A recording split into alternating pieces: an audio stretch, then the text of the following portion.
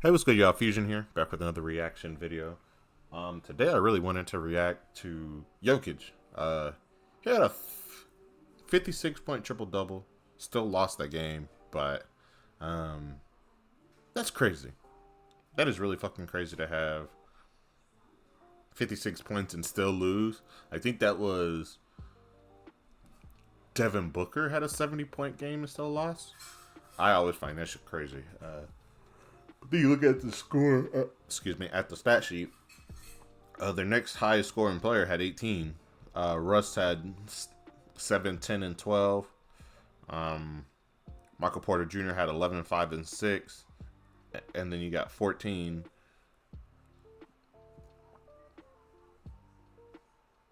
Yeah, I mean, then you got 14 points from Christian Braun.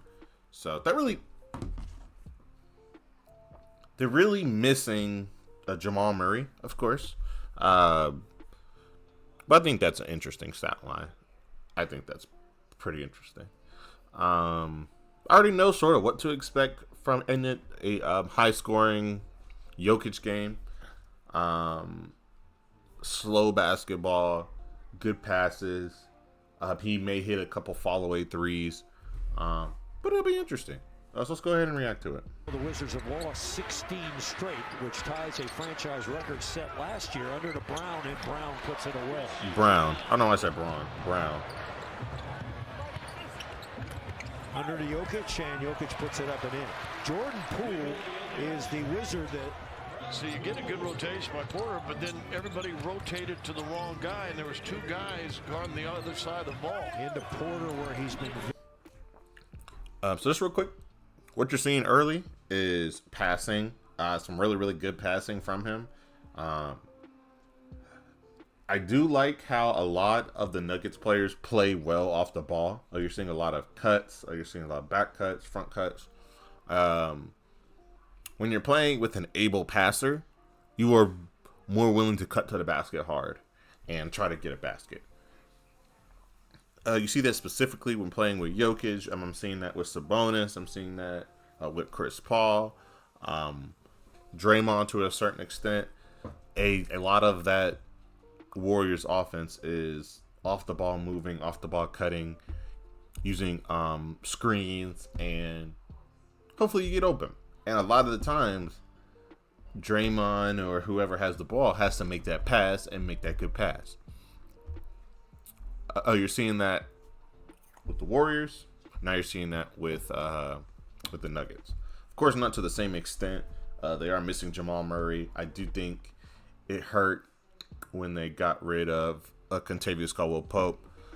He may get you like 2 or 3 threes, but those are timely threes, timely shots. So they are important just within the game. So yeah. Just a little something that has been showing so far, and I'm sure more of what we're going to see from him. Very good in the paint. 20-12 is our score. Porter, nice pass to Jokic. Jokic got to get going here, and that's a good way. A potential three-point play at the point. A rookie, the 14th pick. Jokic has it ahead to Westbrook, and he'll put this one away, and he does. So the Nuggets with a little possession. Oh, he almost was short on that. After being down that dunk by 10. Here they come. Joker the assist. Westbrook the bucket. Champagny has been doing damage. He's got 10 points. Oh, you got to shoot that. You got to have confidence. You're in the game. Play it. Jokic, 15-footer, got it. Maybe a little longer than they had to Strawther. Needs some production from Strawther tonight. Nuggets bench the other night got work. Jokic around the corner, drops it home. One thing I really enjoy about Jokic's game and why I think he's so hard to deal with and defend is he'll score with whatever you give him. If you give him the midi, he'll take that shot. If he's back here, he'll throw up that slingshot three. But his bread and butter is down here. Very, very hard to guard. I mean, he has a lot of moves. It may be slow, but I think that also helps him gather and use his body. And I don't think Jonas Valanciunas played awful either. I personally like Jonas Valanciunas. I mean, he had 20, 12, and 5 assists. Of course, well, with 5 blocks. It is hard to guard Jokic. It's hard to guard Jokic one-on-one. I mean, it's hard to guard him just in general. But you really can't fault him for that. Jonas Valanciunas. I think that sometimes there's nothing that you can do. But you won the game. So at the end of the day, I mean, you got what actually mattered at the end. But again, this stat line and how this game went, this proves how important Jokic is to the Nuggets, as well as why he is in the top of the NBA of the MVP, race. And it's well deserved. Just gets him leaning inside. Tonight's bucket chart brought to you by your hometown Cavs. Valanciunas 7 feet, 2-7. Now Jokic is mad. He wheels inside and scores it. Goes right back at him, doesn't he? Jokic could go for 40. And it's Nikola Jokic going to work. That was straight up body work. Off instead of moving screen. 46-38 now. Jokic in the lane. Little floater is good. And they got into it, and they chose to get rid of Poole. They didn't think he was good for the team. Brown is inside, and Brown lays it up. These short, like, 10, 8-foot little floaters that he does, I think that's a very important aspect to his game. I see Luka doing it as well. I think they have good size as far as, like, matchup wise, to get layups, to get, jump shots over people, but athleticism wise, like, they're not the most athletic. So they did sort of, these two, like, specifically, I've seen it, really have, like, developed that sort of floater from close. Not really getting much of a running start or not really running into it. It's more of just a quick teardrop over the top. I don't think a lot of defenders expect him to do that. I do think that they're more used to players taking that extra dribble for the layup, or just whatever the case. But especially with Jokic, I'm seeing that he uses this shot a lot. That about right here, off of a quick pick and roll, and instead of taking that extra dribble, which could force him to pick the ball up, he'll just throw that little teardrop up. And in, good pass. Christian Brown continues to impress, moving. Teammate of Wemby at the Olympics in Paris. He has a silver medal. Now Jokic has a 16-footer on the way in good. Nikola Jokic continues. Easy shot, just missed it. Nuggets need to make a push in these last 3 minutes. Yes. Jokic got same play, back to back, but this time with a pump. Jokic in the lane, slow roll. And he got fouled. 2 plays in a row. The most important thing about having a mid-range game is knowing how to pump fake off of that mid-range game. This forces the defender to come out. This forces the defender to have to put a hand up. And if they don't know what the fuck they're doing, they're going to try to jump at you. That's when you take advantage. He was a little slow on that drive. He still ended with a finish because of just big body. But that's why it's important to have some sort of mid-range game. Because if you hit 2 or 3 back-to-back or 2 or 3 just during the game, players are forced to come out and guard you. And as a big, power forward or center, you can use that. You can use the pump fake to get them off their feet, because traditionally, bigs are pretty slow on like the recover, and that'll make it easier for you to score. Personally, I played center in high school. I'm 6'1", so about 6'2 and a half. Well, maybe 6'1 and a half, almost 6'2. Anyway, I was having to guard 6'5", 6'6", 6'7". I was having to score against 6'5", 6'6", 6'7". I developed a mid-range shot because I knew my shit would get stuffed. I was pretty athletic, but I wasn't, dunking on people like that. But I had enough to take a jump shot, take a mid-range shot, or pump fake, and then go by for the pass. That's something that I knew how to do well because I understood I'm not going to be able to just out athlete or out height many people by the position that I was playing. So I developed what I could. Oh, gets by Valanciunas. He's young. See, and that's a foul. No call. Give it to Jokic. Going to take a three? No. Going to back down. Mismatch. Yeah, you take that. There it goes again. He's trying to get body into the guys. And he's got too little. He's going to slow roll the One, swallow. That's a two. little slap again. Yeah, that was two. That was and one low key, but just cuts behind him and he never sees him cut. That's the third time in this game. Jokic, long range, got it. with the set three. Nikola Jokic. Overthought that move, I think. Under Good roll, good pass. It in. So the Nuggets offense trying to get the ball to Jokic. He's had the biggest percentage, and Jokic slides inside for a left-hand layup for his 26th. Now Christian Brown nearly traveled. Give it to Jokic. Jokic in the lane. That's good. What did I say? It's that little floater that he does well. But just real quick, one thing I have noticed just from watching the Lakers and watching the Lakers versus Nuggets matchup itself, and also noticing here, what makes Jokic hard to beat, minus his offensive scoring ability and how he can score the ball, is his vision. He's forcing you to make way too many decisions quickly, and sometimes you always make the wrong decision. Anthony Davis has struggled against skill bigs.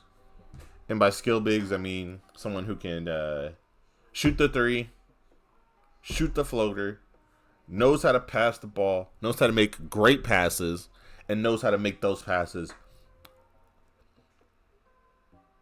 over or around a bigger target, if that makes sense. So Sabonis, there were multiple nights where Anthony Davis was struggling against him. I think he's a great big man defender, and I think he understands how to guard a big. I think he understands how to guard certain guards or small forwards. The problem arises when it becomes a multi-threat target. When you have Jokic who can hit the three, who can hit the mid-range, who can do a slow pump fake and go by you, who can finish with the left, finish with the right, with body contact or without body contact, and then also be able to pass the rock with great efficiency, it forces you to have to make a lot of decisions. And I don't want to blame it all on AD. I do think it's just how like the Lakers work. There should be another presence down there with him to help him out, especially against someone like Jokic. But at the end of the day, it just feels like every single time that AD goes up against a skill big, it's trouble. Now Jokic going for a big energy from the Nuggets. Westbrook on the run. Give it to Porter. Porter to Jokic. And that is Nuggets basketball right there. And here's that pass by Michael before that. Valanciunas thinking I can take it. Down Ability 8 as a facilitator. Down 8, a steal by Joker that was just fabulous on Poole. Jokic has it. He'll shoot a three. Good. Break up. There's talk that the Lakers. Maybe. Good move. Oh! Good move. He's going to pass this. And then he just turns and banks it in. Jokic. Wow. I'm sure everyone saw what happened, but for those of y'all who don't, I do think that this was a really smart play by Jokic. So he saw the reach, he understood he was going to get hit. So for him to get that follow through and to not get that pass, to get the shot, either he was going to make it or miss it, but either way he was going to get some free throws. I think that stunt, he stunted a little too hard to try to get that steal and overly hit his arm. But I do think that Jokic made the adjustment to force him to hit the arm. That was an excellent play by Jokic. And with the previous score where he hit that three, Valanciunas is going under every single time, or he's late on the closeout. I think that at some point you're going to have to switch that. if he hit 2 threes already, and if he hits maybe 2 or 3, well, 1 or 2 more threes, it may be time for you to switch it. It seems like Valanciunas is too slow to get up there. Lengthwise, I don't think he has much of an advantage that way. As far as athleticism goes, I think they're about the same. Maybe Valanciunas may be a bit more, but who knows? What makes Jokic really, really good, again, I'm going to harp on this, his passing ability and his overall skill set. It's just hard to do with. Great IQ as well. But when you're dealing with someone who can actively do everything, and I think that LeBron at one point was like that. I don't think now. I still would rather him take a jump shot than go for the layup or whatever.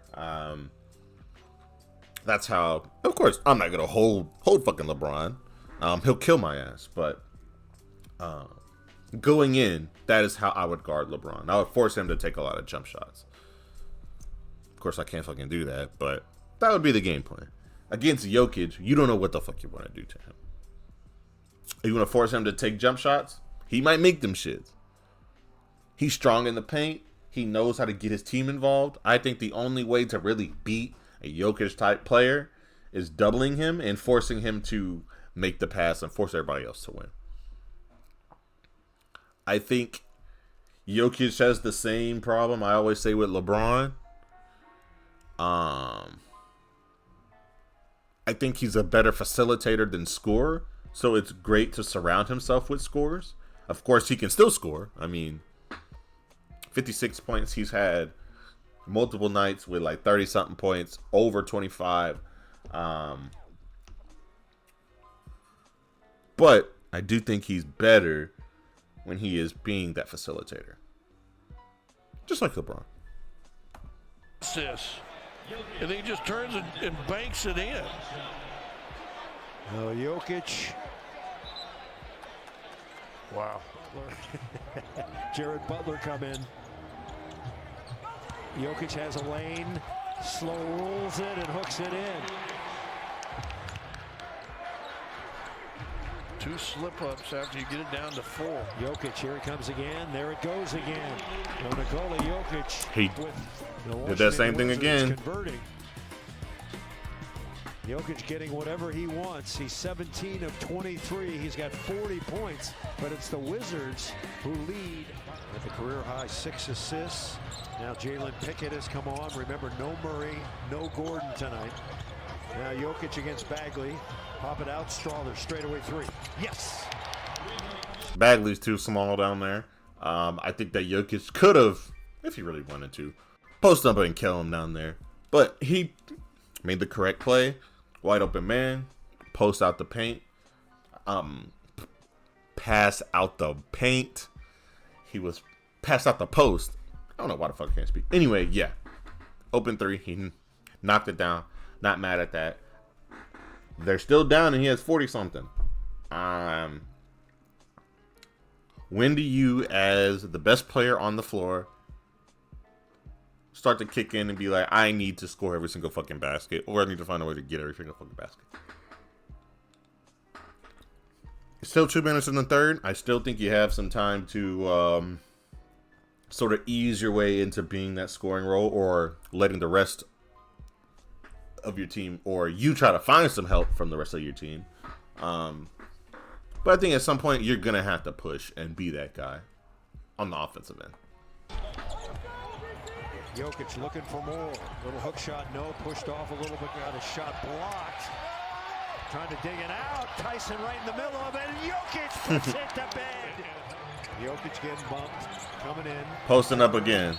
And one. Yes, and a foul. Well, they don't want to call the foul on the take. Did just miss 2 in a row, and yet he's still not afraid to get back in there and go for it. He'll have to ice his arm down. 7 times they've done it. Chris Marlowe, Scott Hastings, Katie Wingy, Russell Westbrook back in. Bounce it to Jokic, and Jokic lays it up and in. How many times are they going to kill him on this pick and roll, short layup, short floater type shit until they finally make a change. Of course, in the moment, that was a great play. We all know what happened at the end of the game. It don't fucking matter. The Nuggets lost. But when are you gonna make that adjustment? When would you make that adjustment? What separates, I think, players that have a chance to make it to the league and players that don't, at least one aspect of it is understanding the mismatch. You need to understand when it is time to go and who you need to go against. Jokic noticed that Bagley is a shot blocker, but he's a smaller guy. So you noticed how he attacked him every single time he got a chance to. As far as this, these highlights go. And, like their highlights. So you add a little bit of sauce on that. But if you ever watched any of the games, he does that consistently. He understands, okay, I got someone who is smaller than me. I'm going to attack him every single time. Valanciunas, I got someone who is less skilled than me, footwork-wise. I'm going to kill him with footwork and mid-range jump shots. Eventually, he's going to jump for one of my jump shots, and then I'm going to pump fake and go right by his slow ass. If you understand that early in, I think, like your basketball development, you can seek those out and find out how to exploit those matchups. If you know, I'm going to use Anthony Davis as an example. Anthony Davis is a guard trapped in a big man's body. I think he wants to do dribble moves. I think he wants to do step backs. I think he wants to take a lot of shots. I mean, like jump shots. All those things I think he wants to do. But he realized he's 6'10", 6'11", with a 7'3", 7'4" wingspan. You get in there, you use the box and work out on their ass. Barbecue chicken every single time down the court. If he is guarding or if he is being guarded by a Jokic, Jonas Valanciunas-like player, someone who is slow on their feet, laterally, you ask for the ball at top of the key or right here, you face up and go right by them or take the jump shot or pump fake and go. When you're facing against someone like Giannis, who is quick on the feet, strong, and sort of hard to deal with, that is when you try to either try your best to see if you can out-athlete him, try to take more jump shots, try to use your team more like around you, get him in foul trouble early. He has a high motor. He will be going for a lot of the rebounds. So if you try to position yourself to force him to jump over your back, they may not call it every single time, but you could expect at least one or two times, and then he will stop doing that shit. With shot blockers, you keep pump faking the shit out of them. You jump into their body when they jump. Eventually, you're going to get a foul. Maybe not the first, second, or third time. That fourth or fifth time, they're going to have to call it. That will force him to make a decision. Hey, do I want to keep on trying to block shots? Or do I want to get into foul trouble and cause my team to lose because I'm not there? Another thing I like doing against shot blockers. Again, I already told you guys I was stuck as the 6'2" center. I will step on your foot to force you to not jump. I will do that. I will put my foot on top of your foot. The ref ain't gonna fucking call that. And the ref ain't gonna see it. So that's what I'm gonna do. I'm gonna do that. Force you to struggle to get the jump. I'm gonna jump, get the rebound, and I'm gonna go right back up. You gonna be crying like a bitch? Who's gonna believe you? I'm joking, but I'm not. You gotta use those things when you are at a height disadvantage or just like whatever skill disadvantage. Jokic is slower, so he's using everything in his kit: passes, quick shots, quick floaters at the 10-foot, 8-foot range. That's something he does consistently, and you should watch, especially if you are someone who is trying to develop a skill like that, trying to be a 6-foot basketball player. You watch Jokic, watch how he plays. You're definitely going to be faster than Jokic. You're definitely going to be like that. But you can be as athletic as you want. When a 6'7", 6'8", it seems like there's going to be a lot of 7'3", 7'4" guards out there. You're going to need to learn how to do some sort of quick floater or something like that. Same with the Nuggets. Jokic in against Valanciunas. Over to Strother for three. And there's your guy, Scott Hastings. 18 and 11, so he's got a solid double-double. Yeah, they're just rolling him, kind of that short roll. Jokic going to shoot a three. That's good. Here, did they both go for the roller?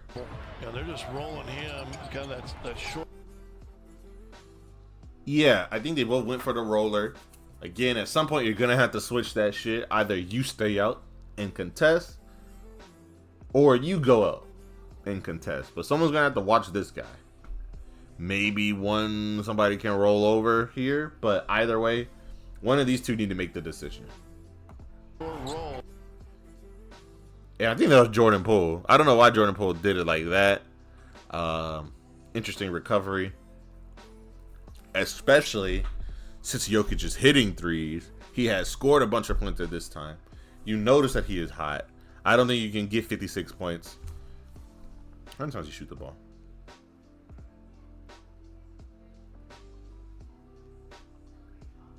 I don't think you can score 56 points off of 38 shots. He shot 58%, people. 60% from the three.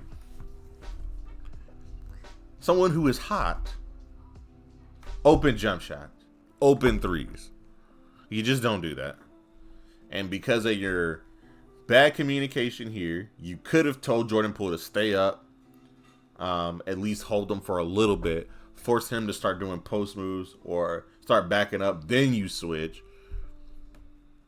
But no, you leave him for a wide open three. Jokic going to shoot a three. Again with the That's good. Late recovery. He's looking for somebody else. First, he's looking for that roll right there. Valanciunas pulled back kind of defensively. One more play, guys. They come away with two. Less than 4.5 to go. Jokic is. All right. Wow, that's really that sums up his game. He gets what he can get, and once he gets it, he'll find a way to get it into the basket. You're not seeing a lot of one-on-one play, or you're not seeing a lot of. Well, you did see quite a bit of post moves here, but more often than not, it's pick and rolls, open threes, mid-range jump shots, and getting what he can get, and then he'll kill you on the box if he thinks he has the advantage, and most of the nights he does. That's pretty much all I got on this video. Thank you guys for watching all throughout the week. If you have first week of daily videos in the books. I'll see you guys tomorrow with another video. Peace.